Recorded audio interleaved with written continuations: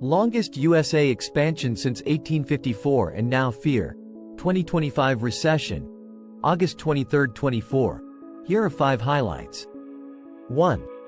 The U.S. economy has officially entered its longest expansion on record, surpassing the previous high of 120 months of growth from March 1991 to March 2001. 2. Unless the economy, particularly the labor market, shows significant signs of weakening, we might see a choppy, rate-cut cycle with 25 basis points increments and non-consecutive cuts, resulting in yield curve steepening. 3. The probability of a U.S. recession within the next 12 months remains steady at 25%-30%, a level that is still considered elevated despite being unchanged since the start of the year. 4. The current yield curve inversion reflects expectations that the Fed might need to cut interest rates, possibly due to fears that it could over-tighten and trigger a recession, or because the Fed has raised rates above their long-run average and could reverse course if inflation is controlled. 5. According to the Chicago Fed's National Financial Conditions Index up to Q1, the worst-case scenario for annual quarterly GDP growth in the next 12 months has turned slightly negative again. Now let's dive in. According to the National Bureau of Economic Research, the U.S. economy has officially entered its longest expansion on record, surpassing the previous high of 120 months of growth from March 1991 to March 2001. Since June 2009, this unprecedented expansion has seen GDP grow by a cumulative 25%, a rate notably slower than previous expansions. This month marks the 121st consecutive month of economic growth since the recovery from the Great Financial Crisis, making it the longest expansion recorded since 1854. Despite its length, this expansion has been relatively subdued, with a cumulative GDP growth of 25%, less robust than past booms, likely due to ongoing impacts from the housing crisis. U.S. economy drives stock gains. While interest rates often impact the stock market, recent trends suggest that U.S. stock performance is more closely tied to the overall strength of the U.S. economy. Typically, when the Fed raises interest rates, economic growth slows down, notes Eric Friedman, Chief Investment Officer at U.S. Bank Wealth Management. Contrary to expectations, U.S. GDP grew by 2.5% in 2023, surpassing the 1.9% growth seen in 2022. Although growth slowed to an annualized rate of 1.4% in the first quarter of 2024, it rebounded in the second quarter, with GDP expanding at an annualized pace of 2.8%. Strong consumer spending and robust business capital expenditures are fueling optimism about stocks in the near term, Friedman adds. He highlights that businesses are investing heavily in technology, especially artificial intelligence, which has significantly boosted tech stocks. Despite this positive economic momentum, interest rates remain a crucial factor for equity investors. Throughout 2023 and 2024, stock prices have generally followed bond yield trends, declining when interest rates rose and increasing when rates fell. Because stock prices can be influenced by interest rates. Here's how. 1. Cost of borrowing. Higher interest rates increase the cost of borrowing for companies. This can lead to reduced capital investment and slower growth, which may negatively impact stock prices. Conversely, lower interest rates make borrowing cheaper, potentially boosting investment and stock prices. 2. Consumer spending. Higher interest rates can lead to higher borrowing costs for consumers, reducing their spending power. This can affect companies' revenues and earnings, which may in turn impact stock prices. Lower rates typically increase consumer spending, benefiting companies and potentially driving up stock prices. 3. Investment alternatives. When interest rates rise, fixed income investments like bonds offer higher yields, which can make them more attractive compared to stocks. This can lead to a shift of investment away from stocks, causing stock prices to fall. When interest rates are low, bonds yield less, making stocks more appealing. 4. Economic growth. Interest rate changes can influence overall economic growth. Rising rates can slow down economic growth, affecting corporate profits and stock prices. Lower rates can stimulate economic growth, potentially benefiting stock prices. 5. Market sentiment. Investors often react to changes in interest rates based on their expectations of future economic conditions. If investors believe that rising rates will lead to economic slowdowns or lower corporate profits, they may sell stocks, impacting stock prices. In summary, while interest rates are just one factor among many that can affect stock prices, they play a significant role in shaping investor behavior and market conditions. Potential shifts in the yield curve. Another very important question is, when will Treasury yields uninvert, and how will it affect the stock market when it does? Market participants closely watch two yield curves: the US 3-month, 10-year and the US 2-year, 10-year differentials. Both of these yield curves inverted in the fall and summer of 2022, respectively, with their negative spreads reaching historic levels. For instance, the US 3-month 10-year spread hit a low of 190 basis points, while the US 2-year 10-year spread dropped to nearly 110 basis points, both around spring 2023.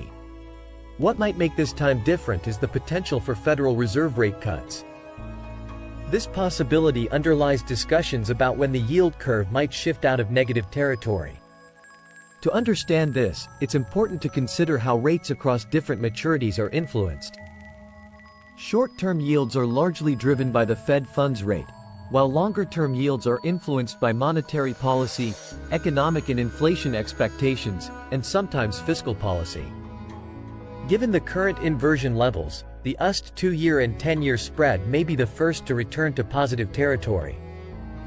If the Fed cuts rates twice this year and continues into early 2025, the US 2-year yield might fall to or below the 10-year yield, potentially making this spread zero or positive. If long-term bond yields start to decline, it likely signals falling inflation.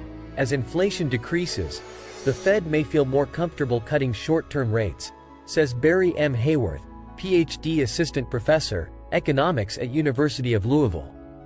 The ideal way to normalize the yield curve would involve short-term rates decreasing more sharply than long-term rates. This scenario would likely unfold if short-term Treasury yields follow the Fed's lead in lowering the Fed funds rate. Hayworth describes the Goldilocks scenario as one where declining inflation occurs alongside a growing economy. In this situation, the Fed would be more confident in lowering rates without fearing a significant resurgence in inflation, he explains. However, there is a less desirable alternative. If the economy shows signs of being at risk, the Fed might cut short-term rates to counteract a potential recession, Hayworth warns. This could happen, for example, if unemployment spikes suddenly, which would reduce consumer spending power and potentially trigger a recession. The capital markets reacted sharply to the July jobs report, released in early August, which indicated slower than expected job growth and an uptick in the unemployment rate to 4.3%. This led to a brief downturn in the equity markets, with investors rushing to fixed income, causing a drop in 10-year Treasury yields. As a result, investors began to more actively anticipate Fed rate cuts to prevent a possible recession, although the Fed has yet to provide clear guidance on its rate-cutting plans. Hayworth doesn't dismiss the possibility of a recession, noting that many view the inverted yield curve as a signal of economic trouble ahead. However, he points out that the U.S. economy has managed to stay on course so far. The data shows ongoing demand for labor and an increasing number of people entering the workforce, which suggests that the economy continues to grow. Hayworth also highlights the economic challenges posed by the current interest rate environment, which creates headwinds for business investment. High short-term rates represent a higher cost for corporations. Companies might become more hesitant to borrow because it's more difficult to achieve a return on investment when financing new equipment, facilities, or additional employees with borrowed capital, he says.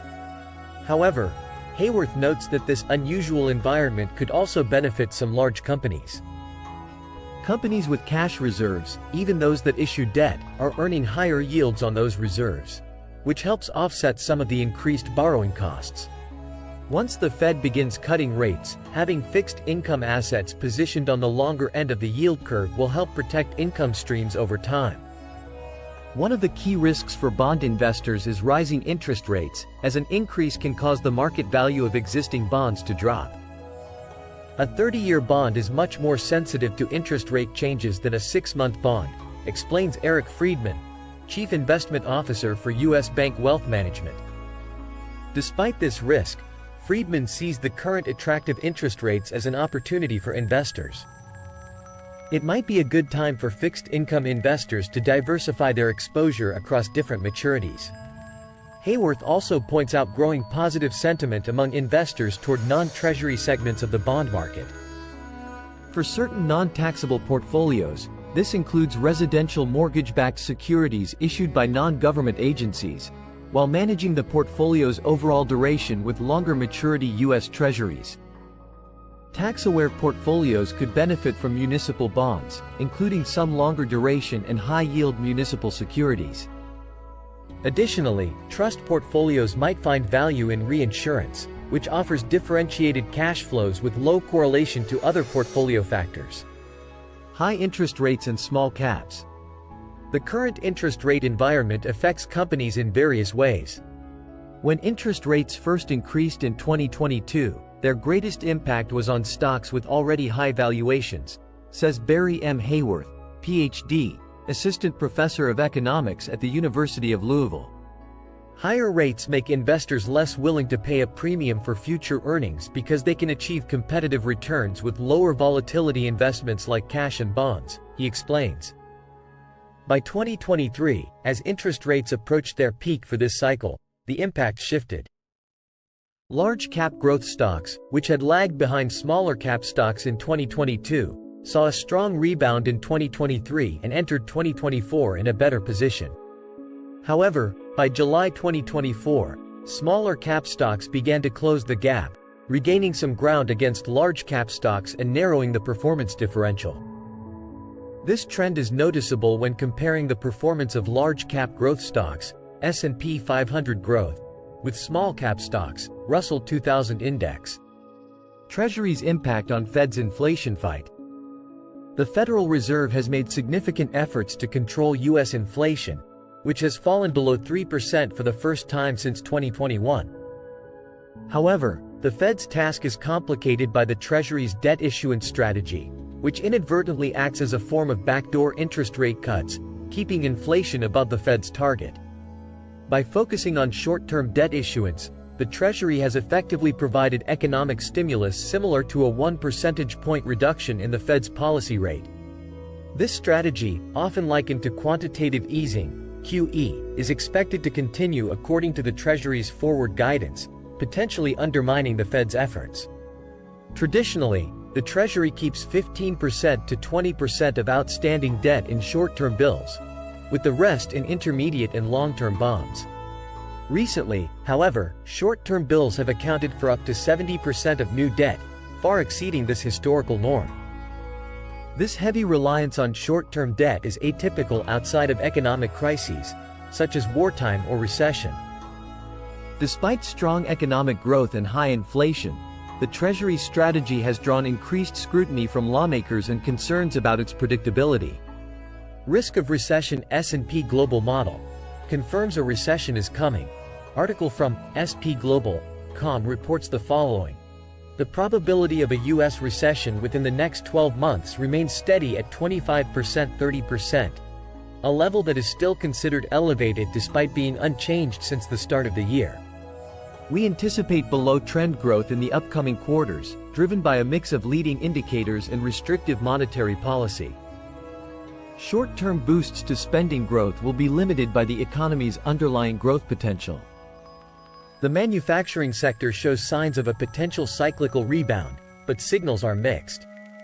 Key risks include conflicts in the Middle East and the possibility of inflation resurging, which could undermine the Federal Reserve's expected monetary easing.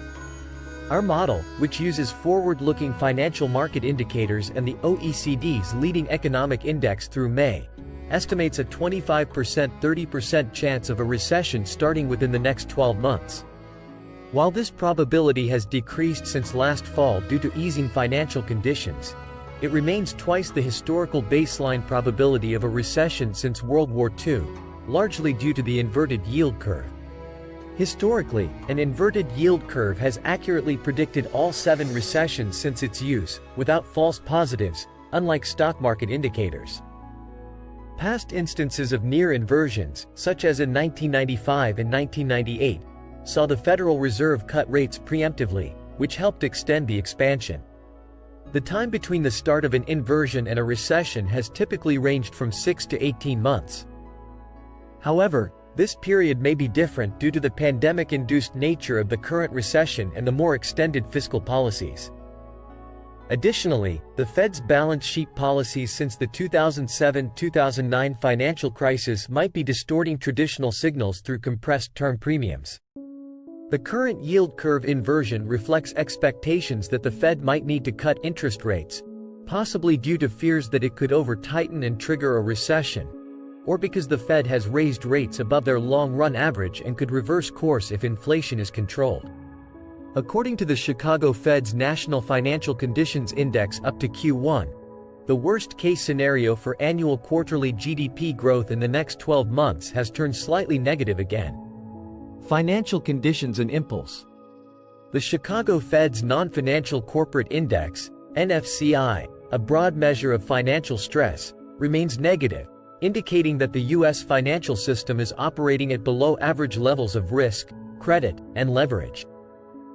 A zero value for the NFCI represents a historically average level of these factors. Current status of coincident indicators. Monthly data on key coincident indicators suggest the economy is in a late cycle. While growth is likely to slow below its potential, it is expected to remain positive.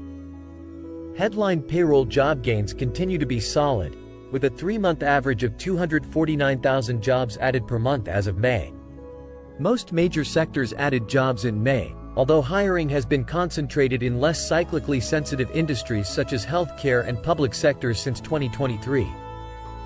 Given recent immigration flows, the near-term inflation-neutral pace of job gains is estimated around 200,000 per month, with a longer-term average of 100,000.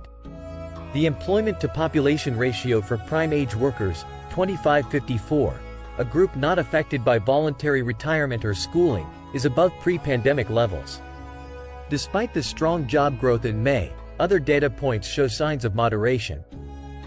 Job openings have declined to 8.1 million, down 3.4 million from 12 million in May 2022, suggesting a cooling labor market. The ratio of job openings to unemployed workers is now 1.2, aligning with pre-pandemic levels, and the quit rate has returned to the 2017-2019 average. Additionally, temporary help employment, a leading indicator of overall hiring trends, continues to experience layoffs. All rights to SPGLOBAL.com on recession model. Do you agree WIHS&P global model? Could a recession be imminent? Let me know what you think in the comments below. Thanks for watching. Good luck and good profit. By Edward Cash Trader.